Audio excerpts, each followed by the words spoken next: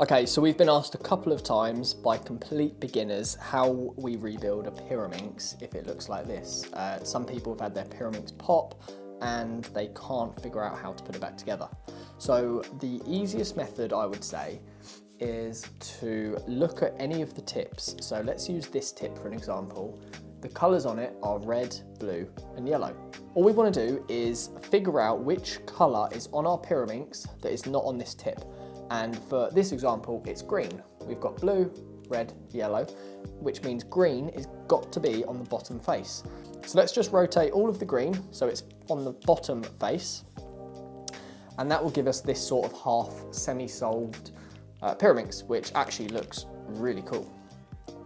That looks wicked. Now what we want to do is just start popping pieces in. So here we've got blue and yellow, so let's pick up our blue and yellow edge piece.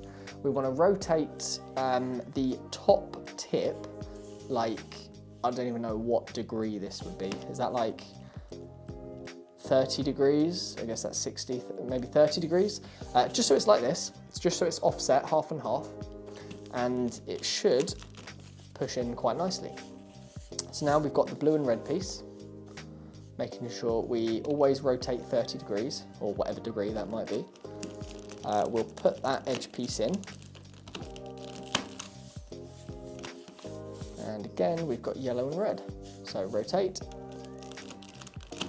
just pop that in, and there we go. Now we're left with this. The top part's done, and we've got this. So green and red, exactly the same, just offset it, push it in, move on to the next one, which is green and yellow.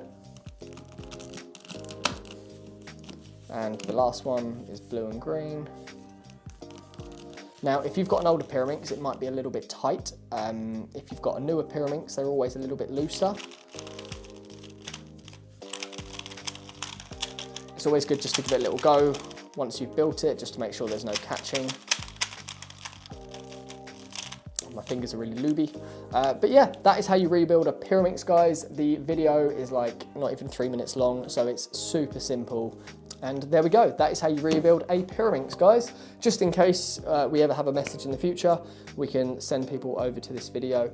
But as always, give us some feedback. Let us know how the video went, if it was easy to follow along with. A good video is built on feedback. So we need to know what works, what doesn't work, what you like and what you dislike, and then we can change it going forward. But again, thank you for watching, guys, and we will see you in the next one.